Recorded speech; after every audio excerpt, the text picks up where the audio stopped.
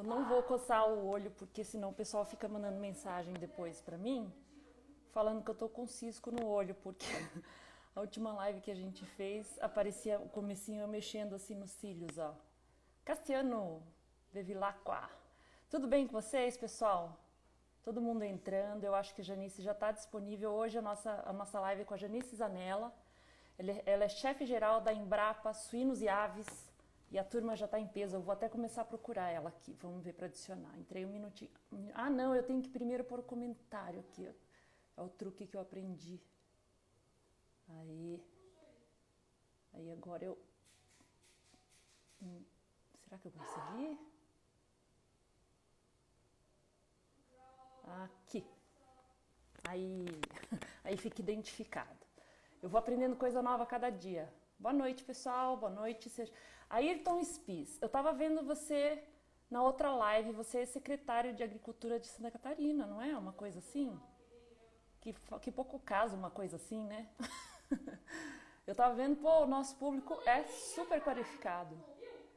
Super qualificado. Obrigada, pessoal. Deixa eu achar a Janice aqui para não ficar gastando tempo de vocês com papo furado. Já está aqui a Janice. Quando a gente anunciou, teve muita gente que comemorou muito. Oi, doutora Janice, tudo bem? Oi, tudo bem? Tá me ouvindo, Tô te Priscila? ouvindo bem, tô te ouvindo Que bom, bem. que bom. Muito obrigada por aceitar o nosso convite e topar rapidamente. Então, eu faço uma introduçãozinha aqui para dar tempo do pessoal ir entrando. A gente está com 27 pessoas online aqui, mas a turma tá esperta, tá entrando rápido aqui. Então, hoje a nossa live é com a chefe-geral da Embrapa Suínos e Aves, doutora Janice. É Ciati o seu sobrenome? É, Tiati. Ciati É, Zanella. a gente fala Ciati. Tiace mesmo, é. Ciaci. Ela é médica veterinária, formada pela Escola de Veterinária da Universidade Federal de Minas Gerais, com mestrado e doutorado em virologia molecular na University of Nebraska, Estados Unidos. É pesquisadora da Embrapa na área de virologia animal, orienta alunos de graduação e pós-graduação de universidades brasileiras, argentinas e colombianas. Participa do Comitê Técnico do Programa Nacional de Sanidade Suídia, do MAPA. Participa de comitês da OIE, peste suína clássica, peste suína africana, influenza suína. De 2008 a 2010, foi cientista visitante no National Animal Disease, que é ligado à principal agência de pesquisa científica do Departamento de Agricultura dos Estados Unidos. Doutora Janice, a gente está tão acostumado com o home office que o meu filho está jogando videogame e ele está vibrando. Eu esqueci de fechar a porta. Me dá um segundo. Sim, vai lá. Aqui. Fecha a porta aí. Desculpa, gente. É o Não, home imagina. office. Eu até ia fazer um desabafo aqui, que essas lives têm salvado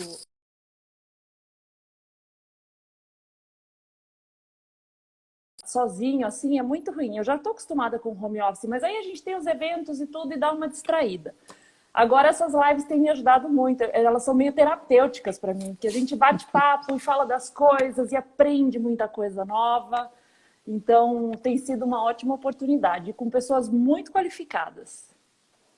É verdade. Não é? Mas que bom, para mim é uma satisfação, né? Na verdade, assim, a gente está aprendendo, né, Priscila, trabalhar de uma maneira diferente, né? Mas a gente está trabalhando bastante. É Bastante. interessante, porque a coisa não para, né? E a cadeia que a gente trabalha é muito dinâmica, então é serviço essencial, então, na verdade, não está parando nada, né? Nada parou. É serviço essencial e, assim, são Sim, elementos que eu acho que, assim, para mim, como jornalista, o volume de informações é maior, porque o número de coisas acontecendo a cada dia, a cada momento, coisas novas, é muito grande. E para vocês que são da área de pesquisa e de uma empresa governamental, eu imagino que isso aí deve ser uma loucura, né? na verdade tem bastante demanda, né? Então a gente está. Na verdade, os projetos, as ações de pesquisa não pararam, né? Então continua tudo. Nós estamos com aproximadamente 50% do nosso quadro em serviço, em teletrabalho, né? E os demais estão em serviços essenciais, né? Na verdade, em escala de revezamento. Justamente por causa da questão dos projetos, né? Dos animais e tudo mais, dos laboratórios, né? Inclusive, eu vi o Paulo Raffi, ele me apoia com conteúdos, toda vez me mandando material. Ele me mandou material agora que vocês vão apoiar a realização de testes, né? É isso, exames Isso. laboratoriais Uhum. Em apoio para ao a Ministério da COVID. Saúde, para a Aham. Covid. Na verdade, a Embrapa são vários laboratórios do Brasil inteiro, né? Se eu não me engano, são mais de 50 laboratórios que têm capacidade de realizar o teste de PCR, com equipamentos, né, para PCR em tempo real, RT-PCR em tempo real. Então, com isso, foi feito um levantamento, na verdade, foi um acordo da ministra da Agricultura com o Ministério da Saúde em ceder esses laboratórios, né? Então, na verdade, não só alguns laboratórios estão contribuindo realmente na realização dos testes, outros laboratórios estão cedendo equipamentos, né, para o Ministério da Saúde. Então, no caso, o nosso laboratório, por questões de biosseguridade, né, de oferecer, já ter uma equipe grande também na virologia, na microbiologia, então o nosso laboratório foi um dos selecionados a começar, né. Então, nós já estamos recebendo material, já estamos capacitando as pessoas e se der tudo certo, no começo de maio a gente já vai começar a testar. Mas claro que isso tudo vai ser encaminhado pelo Ministério da Saúde, né? O material vai chegar aqui coletado dos hospitais e postos de saúde, na forma, o Ministério da Saúde que vai encaminhar. Então a gente pensa, não sabemos ainda a verticalização como que isso vai tomar, né? Porque provavelmente vai vir aqui do estado de Santa Catarina, né? Não sei se vamos atender outros estados. Talvez teremos mais estados aí que vão também, além da nossa unidade, que fica em Concórdia, né, no oeste de Santa Catarina, tem a unidade da Embrapa Gado de Corte, que fica em Campo Grande, no Mato Grosso do Sul. E recentemente também a Embrapa Gado de Leite, também que se prontificou e também está dando encaminhamento. Então, isso tem tudo uma diferença, né, Priscila? Porque a gente faz diagnóstico veterinário, não que não seja, na verdade, vírus são vírus, né? Mas, na verdade, é toda uma documentação diferenciada, né? Porque o nosso laboratório atende aos programas nacionais como de sanidade suíde, a sanidade avícola, né? Quer dizer, nossos trabalhos são com sanidade animal, né? Então, mas nessa situação de pandemia, de emergência, né? Que todo mundo precisa ajudar, né? Então, qualquer mudança, qualquer ajuda aí, só de você pensar que você pode estar contribuindo, salvando vidas, né? É uma questão, assim, bem importante, né? É verdade, eu Então, concordo com você. então é assim, Doutora até Genícia, chega a gente até ficar meio sensibilizado, né? Porque, na verdade, ninguém se preparou, né? Ninguém se preparou, o mundo não se preparou. Então, por mais assim que a gente pense, veja os países na Europa, né? Mesmo os Estados Unidos, né? Como a situação está, né? A dificuldade, o problema hoje, a crise realmente são os respiradores, né? O problema maior são os respiradores. E, na verdade, claro que é um vírus mau, né? É um vírus que realmente ele causa, ele mata, né? Então, se a gente pensar que o Brasil, nós somos em 200 milhões de habitantes, se matar 1%, são 2 milhões de pessoas que vão morrer, né? 2 milhões de pessoas. Então, realmente é uma situação muito séria, né? Não dá para brincar, não dá para perder tempo, né? eu acho importante você falar isso, porque sendo você uma pesquisadora tão dedicada e tão qualificada, porque eu ainda encontro, assim, lógico, pessoas mais simples, mas pessoas que não acreditam na necessidade de usar máscara, de se proteger, às vezes pessoa de comércio que está atendendo outras pessoas, você chega de máscara e ainda a cidade que eu moro é uma cidade pequena, 130 mil habitantes, parece que as pessoas desacreditam, né? E como se fosse a história, todo mundo usa o termo fake news para qualquer coisa, né? É Sim. fake news aquilo que ele não acredita é fake news, né? O que ele acredita não é fake news. Então é uma coisa muito maluca, né? Então eu acho que uma manifestação de uma pessoa qualificada como você, eu acho importante para conscientizar as pessoas da gravidade desse problema, né? E você já tocou no assunto que ele é parte da primeira pergunta que eu tenho para te fazer aqui. Na semana passada, vocês mandaram um material, vocês, a Embrapa Suínos e Aves, mandaram uma nota destacando que a pandemia da Covid-19 tem levado especialistas a chamar a atenção dos produtores para questões sanitárias importantes na criação de animais. O mote, ele tem sido a preocupação com a questão das zoonoses, ou seja, a transmissão de doenças de animais para humanos. É isso mesmo, né? Não tá ali Tá certo. né? Tá certo. A concepção mais simples, né? Na quarta-feira passada, a gente conversou sobre as perspectivas de mundo pós-Covid com o professor Marcos Junk. Uhum. Ele falou que a globalização trouxe internet, viagem, um monte de coisas que todo mundo faz, só que a sociedade não se preparou para o risco de uma pandemia. Apesar desse tema já estar em debate há muito tempo, inclusive pela OMS, com o conceito de One Health. Você acredita, você falou de que ninguém esperava isso, né? Agora, você acredita que todo mundo tenha consciência de que a sociedade não se preparou para essa pandemia? Assim, faz uma análise crítica, principalmente quem são os atores principais nessa questão da One Health. Aham. Aí assim, a gente vai começar lá do início, né? Então, a primeira coisa, a questão de uma saúde, né? Uma saúde é um termo que tem sido usado de uns anos para cá, principalmente para dizer que realmente o mundo é um só, né? Que eu acho que o que o professor Jank quis dizer é isso aí, a globalização está aí. Então, o que acontece hoje, por exemplo, do outro lado do mundo, digamos na Ásia, em poucas horas chega aqui, né? Então, o que no caso, os nossos antepassados que vieram, ou que vieram da África, ou vieram da Europa, né? O Brasil, um país miscigenado, levaram dias, né? Meses talvez, para chegar aqui no Brasil. Hoje, em 12 horas, você pega um avião, você está na Europa, né?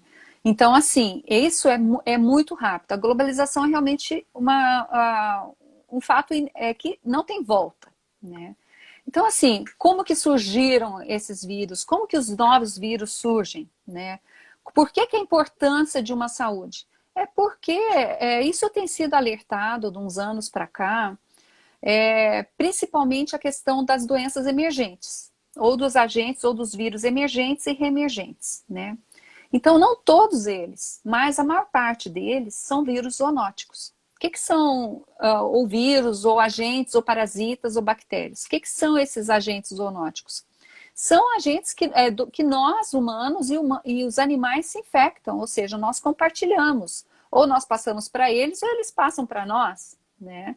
Então, assim, de uma certa maneira, são agentes infecciosos compartilhados, né?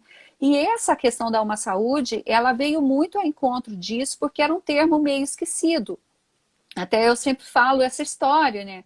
Que até antes da Segunda Guerra Mundial, as disciplinas de medicina, por exemplo, os médicos, eles tinham uma disciplina que se chamava medicina comparada, que nada mais é do que doenças animais que poderiam ser modelos para doenças em humanos, né? Então, isso era estudado. Então, mas só que depois da Segunda Guerra, né, as outras especialidades, elas começaram a ficar mais estudadas, né? A necessidade de se estudar mais especialidades. E com isso, essa medicina comparada, no caso, ela foi sendo deixada para trás, né? Então, só que recentemente, principalmente na década de 80, começo da década de 90, começou esse movimento de uma saúde, um mundo, uma saúde, né? Então, a OIE mesmo, que é a Organização Internacional de Saúde Animal, ela tem um movimento fortíssimo de uma saúde. Então, tem várias ações junto com a Organização Mundial de Saúde, né, a OMS, e a FAO. Uma dessas ações é relacionada a influenzas, por exemplo, né? Porque as influenzas, os vírus, na verdade, são os campeões nessas emergências. Então, o que acontece com os vírus? Os vírus são seres primitivos, né? Então, eles são seres parasitas intracelulares. Então, até a gente brinca, o vírus é vivo ou o vírus é morto, né? Então, na verdade, nenhuma coisa nem outra. Ele dentro da célula é vivo. Fora dela, ele fica esperando uma célula para no receptor para ele se ligar, se infectar. Então, o que acontece muitas vezes com as doenças emergentes é isso mesmo, o vírus, por sua parte, ele também tem feito a sua parte, que é evoluir. Desde que o mundo é mundo, o vírus está evoluindo, né? Ou ele evolui junto com o hospedeiro, ou ele evolui mais rápido que o hospedeiro. Então, depende, né? Então, assim, no caso muitas vezes, esse pulo de uma espécie para outra é porque o vírus ganhou o que a gente chama fatores de virulência, ou seja, uma capacidade a mais de infectar. E essa pandemia do corona, o que os principais estudiosos eles dizem é o seguinte: ninguém esperava um corona da pandemia. Todo mundo apostava no influenza, tipo um vírus da influenza de alta patogenicidade, um influenza aviário, por exemplo, ou um vírus da ebola. Ou, por exemplo, que nem a antrax, que teve uma vez, né? Ou, por exemplo, o HIV, né? Então, assim, todo mundo esperava um outro vírus, digamos, mais famoso, né? Sei. Então, o coronavírus, tem vários vírus, é uma família gigante, né? Então, dentro da família dos corona, tem vírus que só infectam animais e tem vírus que só infectam humanos. E tem vírus que infectam humanos e animais. Esse SARS-CoV-2, na verdade, a gente não sabe muito bem se ele é um vírus zoonótico. Ele pode ter tido origem em animais, como os morcegos. Mas, na verdade, atualmente, ele está sendo transmitido de humano para humano. Tem alguns relatos de alguns felinos, né? Principalmente agora, nessa semana, saiu uma notícia no Centro de Controle de Doenças, o CDC, nos Estados Unidos, que disse, que comprovou, né, a infecção de gatos domésticos, né? Porque um desses casos, o dono estava com Covid, e no outro caso o dono não estava com sintomas. Pode ser que estava assintomático, né? Porque a gente sabe que 20% das pessoas infectadas, né, são assintomáticas, certo? Então, assim, o que que a gente viu? Que, na verdade, esse vírus, ele tem uma semelhança muito grande com os vírus de morcegos. E morcego é uma população muito interessante de se estudar, né? Então, recentemente, várias outras doenças transmitidas por morcegos têm chamado a atenção do mundo. Por exemplo, a ebola, né? A ebola, que acontece em alguns países na África, é uma doença extremamente mortal, uma doença muito difícil de controlar. Então, assim, um dos vetores da origem são os morcegos. E o morcego é um mamífero que vive em colônias. São muitos morcegos juntos. Então, quando um se infecta, os outros vão se infectar. Então, eles moram em oco de árvore, cavernas, né, em outros lugares. Mas a maior parte desses morcegos no mundo, eles se alimentam de várias coisas. Uns só se alimentam de insetos, outros só se alimentam de frutas, outros se alimentam de sangue, né? São por exemplo, aquele que transmite a raiva. Então, no caso, esses que transmitem, que se alimentam de frutas, muitas vezes ele come a fruta, daí a fruta cai no chão, ou a pessoa, ou o animal vai se alimentar daquela fruta e acaba se infectando com esses vírus, né? Mas no caso, assim, específico do SARS-CoV-2, é um vírus que ele tem uma semelhança muito grande com outro morcego, com o vírus de morcegos, e também daquele pangolim, que é um carnívoro, um animal que está, inclusive, em extinção, que nós não temos aqui no Brasil. Ele é utilizado na medicina chinesa para a produção de alguns remédios tradicionais lá deles, né? Então, eles acreditam que pode ter sido um desses animais aí, que foi vendido no mercado, do que eles dizem naqueles mercados de animais que são comuns na Ásia, né? Então, é mais ou menos assim. Então, qual que é o grande problema dessa pandemia hoje, que eu acredito, né? E também não sou só eu acredito no que eu li, é que ninguém estudava muito os corona, né? Ninguém estava estudando muito os corona. Claro que tem outros, como eu comentei anteriormente, tem 7 diferentes vírus corona que infectam humanos. Desses aí, 3 agora, né, que são bem patogênicos. Por exemplo, que nem o primeiro vírus da SARS, que apareceu lá, que deu aquela epidemia na Ásia, né? E foi depois em alguns outros países, mas pouco, né? Depois o vírus da MERS, né? O vírus, esse da SARS, aquela vez lá, eles descobriram que era um gato, que não tem aqui no Brasil, também é um gato meio selvagem, que pode ter sido também um hospedeiro. Mas também teve um outro da MERS, que do Oriente Médio, que era um hospedeiro, ele está implicado com camelos, né? Um tipo de camelo, dromedário, tal, no Oriente Médio. Então, assim, muitas vezes o que aconteceu, que o pessoal tá com muito receio, é que realmente esses vírus estão evoluindo muito rápido, né? Então, a evolução desse vírus novo, o SARS-CoV-2, do SARS, do primeiro, do original, né? Então, levou o quê? 18 anos, né, para aparecer. Então, esse vírus agora, a taxa de transmissibilidade dele é muito mais alta do que o outro, do que o anterior.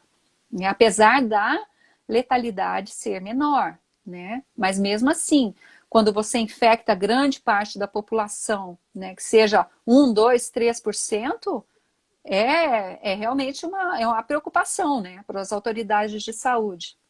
E ninguém estava preparado, né? Então, por exemplo, quem que imaginar, né, que nós íamos todos parar, né? Todos os setores pararem, né? Estádios, festas, casamentos, eventos, e tudo mais, né? E tá essa situação que a gente está hoje em dia, né? Para realmente todos, né, em teletrabalho, em home office, e as pessoas, né, realmente essa situação do achatamento da curva, né, para não acontecer o que a gente tem visto em outros países, né, que é realmente um pesadelo para as autoridades, para todos, né, para a população. Eu vou até fazer uma segunda pergunta, que talvez você desfaça esse mito, vamos dizer assim, ou essa falsa ideia na minha mente. Porque existe um debate acerca do fato de que a nossa sociedade ela nunca mais vai voltar a viver como antes e nem deve voltar a viver como antes, porque exatamente essa maneira de viver, que era o normal, foi que nos levou à situação que nós estamos vivendo hoje.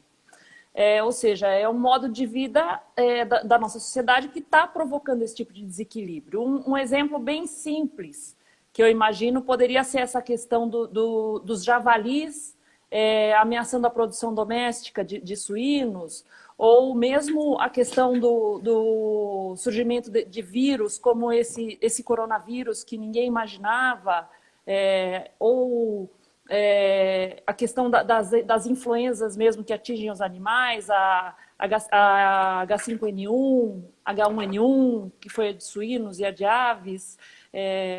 Esse pensamento é correto? Ele tem razão de existir? Na verdade, assim, como vai ser, né? Isso a gente não sabe o que vai ser, né? Então a gente também, até o pessoal brinca, né? Nenhum astrólogo, eu acho, pelo menos até agora não vi, né? Ia prever o que aconteceu, prever morte de artistas, né? Mas ninguém ia prever essa pandemia, né? Que ia acontecer. Mas, assim, com certeza, isso aí está trazendo uma lição para nós em vários sentidos, né? Em vários sentidos. Uma coisa que você comentou aí com relação à influenza, né? A influenza, qual que é a diferença que eu vejo de uma pandemia como agora a gente está tendo e do H1N1 em 2009? Em 2009, quando a gente estava até lá no laboratório da Amy Vincent, lá nos Estados Unidos, lá no USDA, no laboratório central lá, que eles têm um laboratório enorme de pesquisa, que a gente passou um tempo lá. O que aconteceu? Quando surgiu os primeiros casos no México, Estados Unidos, e aí foi aparecendo em várias pessoas, né? Imediatamente também, o que aconteceu? O Centro de Controle de Doenças, eles já vinham trazendo um histórico da evolução dos vírus de influenza. Então já se tinha, na verdade, um estudo, já tinha um network formado, né? Então isso é muito importante, né? Então foi muito rápido. Então, por exemplo, eu me lembro que era finalzinho de março, foi lá no spring break deles, né? Acho que metade de março por aí, Quando era 1º de maio, nós estávamos inoculando animais no laboratório, lá não no laboratório, mas nas instalações de alta biossegurança.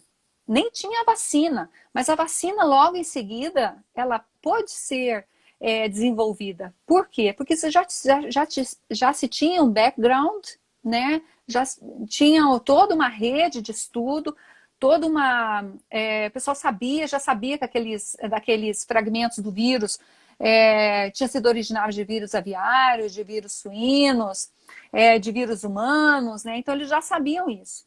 E no caso, também tem a questão de onde a pandemia surge, né? Questões geopolíticas, né? Então a gente sabe a questão da China. Muitos criticam, né, a postura dos chineses, mas eu vejo também, eu faço dou uma de advogado aqui, porque eles também foram os primeiros a sequenciar o vírus, estão fazendo muitos trabalhos, então vários trabalhos científicos que eles estão publicando agora, ensinando, né, fazendo várias pesquisas, disponibilizando, provavelmente eles vão ser um dos primeiros a disponibilizar a vacina. Das 7 vacinas em desenvolvimento, em teste clínico já na atualidade, dessas 7, 3 são chinesas. Né? Então, assim, tem possibilidade de produzirem uma vacina. Os testes de diagnóstico, toda a parte de EPI eles produzem. Né? Então, assim, tem todo esse emaranhado. Não é uma coisa simples. Né? Não é uma coisa simples. Por que a doença surgiu em tal lugar e como que nós vamos sair disso? Eu espero, assim, sinceramente, que a gente saia dessa vivo, né? E muito melhor do que nós entramos. Né? Com essa consciência, com essa valorização da pesquisa e do trabalho em conjunto, né? E também de fazer o bem, né? Então a gente vê várias iniciativas, várias empresas, né, fazendo doações, e também a questão do trabalho. Assim, eu vejo vários profissionais, vários pesquisadores que estão, de uma certa forma, estacionando suas pesquisas originais, né, mudando o foco, aprendendo, tentando dar uma solução. Até a gente brinca, meu Deus, de uma hora para outra tem vários virologistas, né?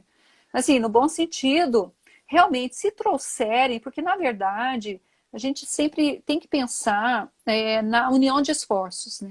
O que realmente vai trazer de bom para todos. Então a gente vê grandes companhias farmacêuticas também investindo, colocando recursos, colocando seus melhores pesquisadores para produzir antivirais, produzir testes de diagnóstico, produzir vacinas, né? Então, assim, medicamentos, estudando melhor forma de medicamentos e de combinação de tratamento.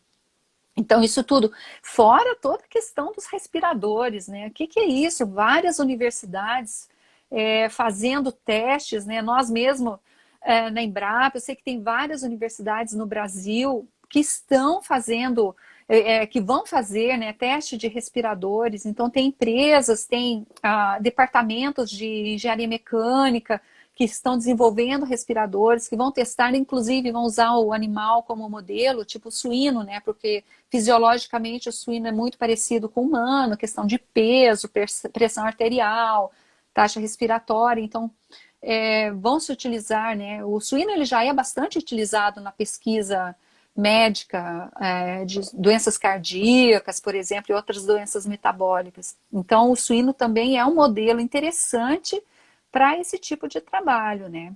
Então, no final das contas, a gente vê que é uma união de esforços que eu tenho certeza que a gente vai sair melhor, né? Nós vamos sair melhor. Ser todo repensado essa loucura que a gente vive, né? Que a gente é capaz de produzir, de repente, em casa, né?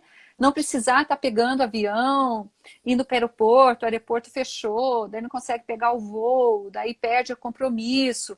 Mas não, essa questão de você poder fazer uma live, você fazer uma apresentação, participar por videoconferência, fazer pesquisas e mesmo atendimento, é interessante isso também. Não sei se vocês tiveram, os veterinários que estão assistindo, se tiver a oportunidade de entrar no site da Associação Americana de Veterinários, especialistas em suínos, por exemplo, eles têm um material super rico em orientações para o veterinário e para o técnico. Né? O que fazer na época da pandemia.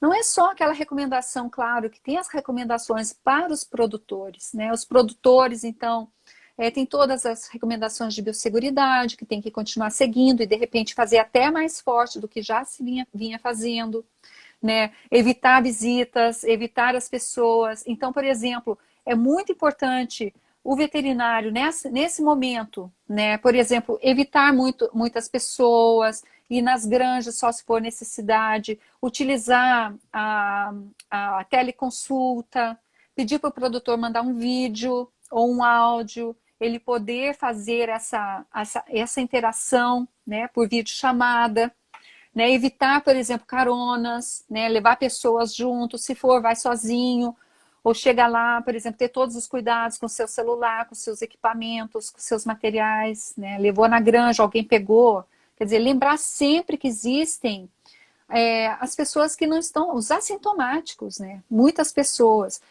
Sem a gente esquecer também a questão do grupo de risco. Então, então isso também, porque eu digo de novo, é um vírus que realmente ele não está escolhendo. A gente vê que tem até bebezinhos que estão morrendo, né? Então, claro, tem toda a questão das necessidades de cuidados, de limpeza, de desinfecção, mas assim, a gente tem que lembrar que muitas pessoas que estão no grupo de risco, que têm as tais comorbidades, né? Então, por exemplo, os asmáticos, os cardíacos, as pessoas que tomam medicação para pressão, né? Já se mostrou na Itália, grande parte das pessoas que acabaram morrendo, eles tinham problemas cardíacos, né, de pressão alta. Então, assim, isso também é uma questão importante, né? Por exemplo, a pessoa que está fazendo um tratamento ou está tomando um imunossupressor, né? Então, tem toda essa questão aí. Então, reforçar a biosseguridade. Então, com isso, eu acredito, eu lembro que quando eu trabalhei no programa de erradicação da doença de Algés, em Santa Catarina, isso foi lá nos anos 2000, por aí. Então, a gente ajudou na coordenação do programa de Algesc. E depois, no final, um colega ali fez um levantamento nas granjas. Então, por exemplo, algumas granjas que deram positivas, né? Então, por exemplo, quando eram muitos animais, acima de 10% eram positivos, então essas granjas elas entravam num processo de saneamento. O que era isso? Os animais eram enviados para o abate, né? Então, e aí era repopulada com animais livres, né? Então dava um tempo que dava um vazio, né? E depois eram repopulados com animais livres. Então é bem interessante isso, porque depois, até um colega que eu estava comentando, ele fez um estudo e ele mostrou o seguinte: essas granjas que passaram pelo processo durante o programa de erradicação, todas elas implementaram medidas de biosseguridade. Ou construíram cerca, ou né, o escritório, ou estimulavam a troca de roupa, proibiram visitas. Então, tinham várias dessas medidas que nós técnicos estamos sempre frisando e reforçando junto ao produtor e aos demais colegas da assistência técnica, né? Então, a maioria delas, então eu acredito que isso também vai estimular. Então, até uma questão de implementação, até de convívio, de higiene, né? Então, a gente às vezes está usando uma máscara, né? Então, acha meio, eu estou pagando mico, né? Saindo com a máscara. Mas, na verdade, você está se protegendo e protegendo outra pessoa. Porque você pode estar infectado e não saber que está infectado, né? Então, existem milhões de relatos de pessoas assim que estão realmente, muitas pessoas que estão doentes, elas não sabem de quem pegou, né? Então, assim, é realmente complicado. É um inimigo, digamos, invisível, né? Que realmente não se sabe. Então, a importância de frisar. No caso de uma doença zoonótica, né? Que a gente está falando agora, uma doença de transmissão de humano para humano. O que é interessante disso tudo é que muitas das medidas da biossegurança ou da biosseguridade veterinária, elas estão sendo aplicadas para nós.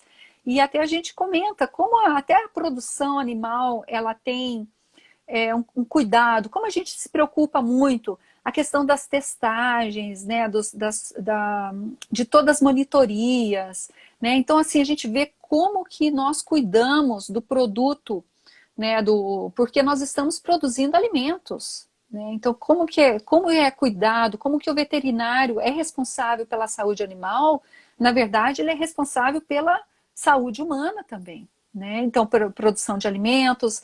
Então, assim, toda essa parte dos cuidados, não só da transmissão de doenças, mas também a produção de um alimento seguro, de um alimento saudável, né? Então, a gente vê a produção brasileira, a parte de inspeção, né? O Brasil, ele é modelo. Nós temos colegas que trabalham com a parte de inspeção e eles vão em eventos internacionais e realmente o que nós fazemos aqui, muitas dos nossos, no caso dos nossos, a maior parte dos nossos abatedores, eles são de qualidade, né? Então, assim, é muito importante a gente ter isso na cabeça, né? Muitas vezes a produção animal, ela tem sido, de uma certa maneira, culpada, né, de repente, desmatamento, de danos ambientais, de surgimento de pandemias, mas na verdade, isso que a gente vê no Brasil não é bem assim, né? O Brasil, ele utiliza a produção animal, é um país enorme, né? O Brasil é um país gigante, a produção, por exemplo, de carne bovina é uma produção a pasto. A produção animal de suínos e aves é uma produção industrial que tem todos os cuidados, né? É proibido criar animal em lixão, é proibido dar lavagem, resto de comida. Então, assim, nós temos leis, nós temos normas, nós temos leis de importação, né? Existe quarentenário no Brasil, dentro, numa ilha, no litoral de São Paulo. Então, tem toda uma parte, todo um regramento para a entrada de animais. Nós temos todo um cuidado, por exemplo, a questão de recolhimento de animais mortos, né? Não se existia até então, assim, regras bem definidas. Hoje já existem, né? Existem regras de recolhimento, existe toda uma documentação, como se recolher, como dar destinação a essas carcaças, né? No caso desses animais mortos. Então, assim, eu vejo que é uma evolução, né? Uma evolução que está crescendo muito, né? Então, assim, e a produção animal, nós temos muito, muito, muito a evoluir, muito a fazer, muito a crescer, mas a gente também tá fazendo bastante. Eu vejo, que nem eu falei, de um tempo para cá, eu tenho visto esse alerta, né, essa questão da saúde única. Isso mesmo é uma coisa que tem sido alertada e as autoridades de saúde estão preocupadas com isso, o que é bom. Eu estou vendo aqui, só avisar a turma que está acompanhando, a gente tem tido uma média de 90, passou um pouco de 90 a audiência de pessoas online. Queria agradecer a participação de todo mundo e dizer que eu estou lendo aqui as perguntas, mas eu não quero perder a linha de raciocínio do bate-papo aqui. Que a Janice tocou no assunto, a doutora Janice tocou no assunto, que ela estava no meu radar aqui, que foi também, eu vou comentando das minhas aulas, ensino à distância essas entrevistas, né? Para mim e para quem está participando. O professor Marcos Janck, ele comentou que o Brasil ele tem que liderar esse debate global a respeito sobre os temas de food safety, que é o que a gente está falando do alimento seguro, né? Produzido com segurança, né? Ajudando a promover transformações pelo mundo afora, justamente por essa expertise que o país tem. Por exportar e atender legislações que são super exigentes. Só que ele fez uma observação, que a legislação sanitária brasileira ela está envelhecida. Apesar de ainda ser melhor do que em muitos outros lugares, ela ainda está envelhecida. É dividida em 3 esferas, e às vezes tem diferença do município para o estado, para o federal, e que ela precisaria ser modernizada. Como que você vê isso, doutora Janice? Você que tem uma participação muito mais próxima nesse debate todo. A legislação de inspeção, você diz, ou a legislação sanitária, de uma certa maneira? Ele falou sanitária. Não, pois eu concordo, mas que muitas vezes, por exemplo, claro, tudo isso, toda a parte da pesquisa, das doenças, do estudo das doenças, tudo isso tem uma evolução, né? Então, por exemplo, doenças que eram importantes no passado, hoje já não tem mais tanta importância. A mesma coisa semelhante à inspeção, né? As nossas normas de inspeção, por exemplo, né? Elas eram da década de 50. Então, naquela época, existiam doenças parasitárias, por exemplo, né? Que eram importantes e hoje não existe mais por causa da criação industrial, né? Então, hoje é muito mais baseado em risco, por exemplo, riscos microbiológicos, né? Então, a inspeção de hoje, então foi feito todo um trabalho de modernização, né? Temos colegas na Embrapa que têm trabalhado com isso intensamente, né? Tanto na cadeia de suínos, na cadeia de aves, também temos colegas na área de bovino de corte que estão trabalhando. Então, isso realmente, e a mesma coisa. Então, por exemplo, vamos supor, na instrução normativa, na IN19, nas granjas de RSC, vamos supor, né? Então tem várias doenças que são importantes, mas o Ministério já está trabalhando numa modernização dessa instrução normativa, né? Então existem outras instruções normativas, mesmo de registro de granjas, de aviários, por exemplo, que elas estão também sofrendo mudanças, né? Então isso é muito importante, porque as doenças estão mudando. Por exemplo, a gastroenterite transmissível, né? A TGE. Né? Não tem no Brasil, né? Mas é uma doença que desapareceu praticamente, né? Então é uma doença que não é tão importante, mas em compensação também é um coronavírus de suínos. Em compensação tem a diarreia epidêmica, a PED, né? Então que realmente ela surgiu lá na década, não surgiu, mas o vírus está aí desde sempre, mas causou doença, foi identificado tal lá na década de 70 em países na Europa. Né? Então, assim, muitas vezes, e daí depois de um tempo, começou a surgir na China, em 2010, um novo variante. E daí, em 2013, teve um surto enorme nos Estados Unidos, quase quebrou a produção de suínos. Né? Eles tiveram uma diminuição enorme na produção, né, de suínos, de abate, número de abate. Por quê? Porque era um vírus emergente. Né? Então, assim, onde é que estava o TGE? Né? Então, eles estão dizendo que realmente o TGL perdeu, o vírus ele foi perdendo, na verdade, uns ganham virulência, o TGE perdeu. Então, eles acreditam que na verdade, os corona de suínos mais importantes hoje em dia são os corona respiratórios, né? Mais do que aquele TGE lá daquele tempo, fora o da PED, né? Então, assim, realmente, então, mais ou menos embasar isso. Realmente as normas. E também, como eu falei, tem que basear no risco, né? Qual que é o risco? Por exemplo, uma criação de aves ou de suínos de subsistência. A gente sabe que é um risco. Um tempo atrás não se sabia que era risco. Né? Hoje a gente sabe, é um risco para a produção industrial. Tem que ter suas regras. Né? Então tem todo esse embasamento. Né? E temos que trabalhar nisso. Então, para você trabalhar nessas políticas públicas, né, que a gente diz assim, para embasar políticas públicas, nós temos que ter dados. Nós temos que fazer análises, a gente tem que estudar os riscos, tem que mostrar cientificamente qual que né, fazer os estudos. Então, assim, para isso, então, a maior parte dos resultados, muitas vezes, a gente fala assim, minha pesquisa... eu sou tão feliz com a minha pesquisa porque eu desenvolvi uma vacina assim, assim, assim, vou controlar, né? Claro, é um produto maravilhoso, excelente, né? Mas muitas vezes, para você chegar lá naquela vacina, muita gente lá atrás fez uma pesquisa básica, fez desde a identificação do agente, fez o sequenciamento, estudou a evolução daquele agente, né? Alguém foi lá, fez uma norma, né? Então, assim, essa parte de você trabalhar na política pública para você transformar de uma certa maneira o setor, né? Isso traz um resultado que muitas vezes é invisível. E também, às vezes, precisa um trabalho de muitas pessoas para você mudar, por exemplo, uma norma ambiental. Quanto estudo foi feito para você mudar uma instrução, né? Então, assim, quanta gente trabalhou, esse trabalho de anos, né? 30 anos, pessoas trabalhando, estudando, depósito de fósforo no solo, utilização de dejetos, reuso de água, quer dizer, tanta coisa ali envolvida, né, para se chegar a uma norma, né? Claro, e para chegar daqui a uns anos a gente revisar e falar assim, não, precisa modernizar, né? Então é É mais que ou nem, menos assim.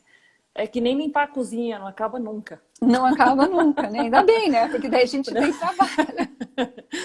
É o que é Pois é. exatamente o papel da Embrapa, que é o de pesquisa. Eu em 2018, durante a conferência FACTA, eu conversei com o seu companheiro de Embrapa, o Luizinho Caron, Sim, sobre esse trabalho de modernização do CIF de carne de frango. Na época, ele estava divulgando o que seria a segunda etapa desse trabalho, que era uma abordagem sobre quais doenças têm mais risco a serem transmitidas ao consumidor de carne de frango. É que é exatamente isso que você está falando, levantar dados para poder defender uma ideia, né?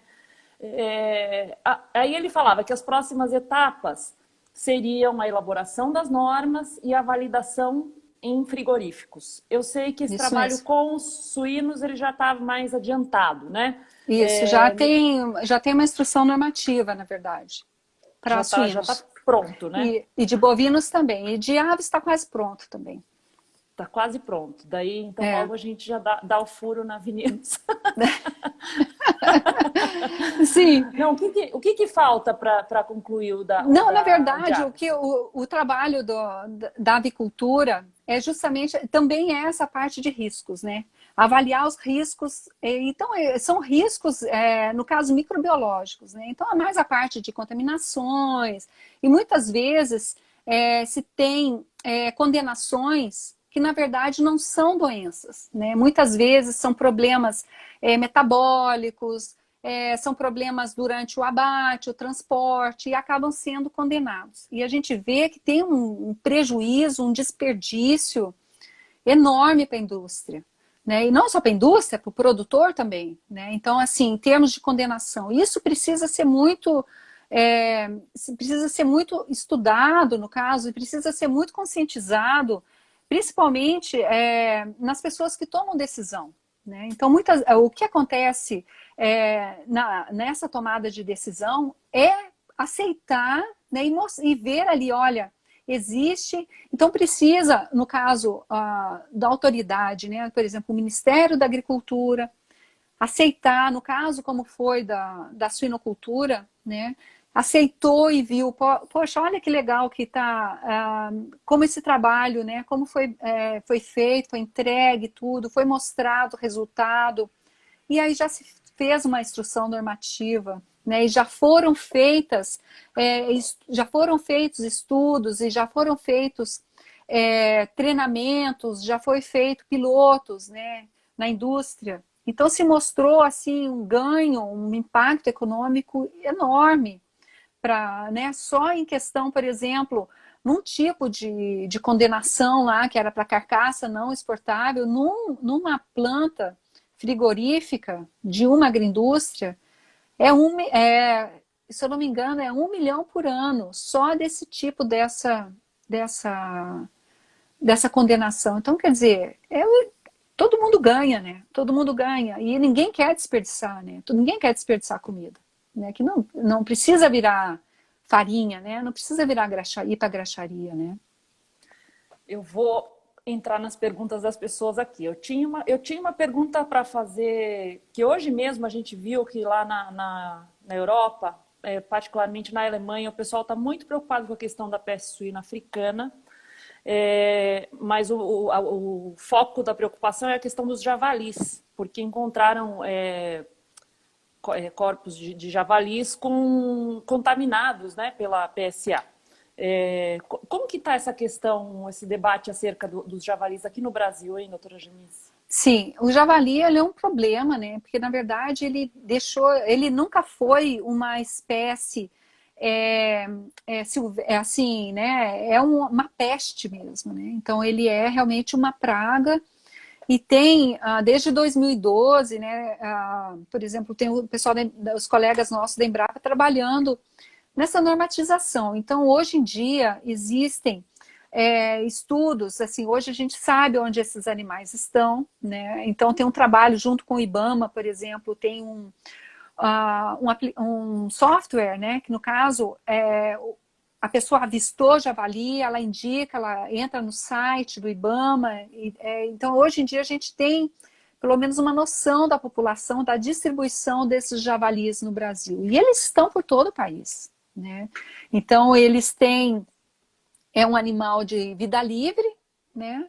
Eles andam em bandos e eles comem, na verdade, eu não entendo muito tem que convidar a Virgínia para falar mais da vida dos javalis, né? Então, assim, mas o que a gente sabe que são animais de vida livre, eles destroem plantações, eles causam até acidentes de trânsito, eles matam cães, eles matam ovelhas, né? Então, assim, é uma situação bem complicada. E o problema maior dos javalis é que, como eu estava dizendo, né? Eles, por exemplo, eles não obedecem cerca, né? Eles cavam, eles entram nas propriedades, dependendo da cerca, eles pulam, da altura da cerca, eles pulam, né? E eles carregam doenças. Então, por exemplo, ele é um suídio, né? Então, por exemplo, estudos da origem do vírus da Pierce, por exemplo, da síndrome reprodutiva respiratória dos suínos, né? Então, os estudos mais antigos dizem que realmente os javalis aqueles estudos retrospectivos estavam nesses animais silvestres. Por exemplo, a peste suína africana, que nem você estava dizendo, né? Então, lá os animais na África mesmo, a peste suína africana, ela de uns anos para cá, claro, ela é uma doença super antiga, foi identificada lá na década de 20, lá no Quênia, né? Então, assim, era aqueles suídeos silvestres lá e tal. Só que com o tempo ela foi dominando, né? Ela foi pegando não só o leste da África, mas pegando o oeste, foi para a Europa, para a Geórgia, para a Ásia, a Rússia em 2014 e foi indo. Chegou na China, né? Então, por exemplo, a maior parte dos animais, então aqueles países lá, Polônia, Lituânia, né? Todos aqueles Bélgica, tudo de suídio, né? De javali, né? Como que está a situação aqui no Brasil? O Brasil está muito preocupado com a questão não só da peste suína africana, mas também a peste suína clássica, né? E outras doenças que o javali pode trazer. Por exemplo, a Pierce, né? A gente sabe que no Uruguai foi diagnosticado Pierce, então eles acham que está lá já está há algum tempo, não foi agora. Então eles acham que foi lá pelo 2014, até antes, né? Então, assim, como que não chegou no Brasil? Porque aqui a gente tem biosseguridade, né? Uma das coisas que eu falo é o seguinte, o javali ele pode ter entrado, né? Trazer doença, etc. Né? Ou mesmo vir um avião trazendo carnes, que nem teve aqueles relatos lá, um mês depois de ter identificado a peste suína africana na China, um voo para o Japão, eles pegaram linguiça e fizeram PCR das linguiças e deu positivo para a peste suína africana. Então, assim, uma coisa é o vírus entrar no país. Outra coisa é o vírus chegar até na produção. Então, por isso, mais uma vez, reforçar a biosseguridade, né? Então, tem essas medidas de biosseguridade. Risco zero, a gente sempre brinca, né? Risco zero não existe, né? Todas aquelas teorias. Ah, tá, e se alguém trouxe num voo da China? Só você fazer uma busca no Google, apreensões Vigiagro. Busca fazer isso. Aparece de tudo. Aparece ninho de beija-flor, aparece cobra, cabeça de porco, cabeça de ovelha. Então, assim, a quantidade... Uma vez eu assisti um programa na televisão, aquele aeroporto, sabe, área restrita. Então, o fiscal do Vigiagro, né, do Ministério da Agricultura, ele disse que num voo da China, eles fizeram um pente fino e eles pegaram 300 quilos de alimento. Num voo. Ou seja, se tem 300 pessoas, é cada um trazendo 1 quilo de comida. Porque eles comem essas coisas exóticas, né? Então, eles vão acabar trazendo comida. Né? Mas uma coisa é chegar, a pessoa comer e tal. Outra coisa é chegar até na produção. Aí tem que ter todo um cuidado, tem toda essa questão de lixo, no restaurante, de uma lavagem. Então a gente já conhece essa história da peste suína africana, que no Brasil já teve peste suína africana. Isso foi lá no final da década de 70. E foi exatamente num voo, resto de comida de um avião.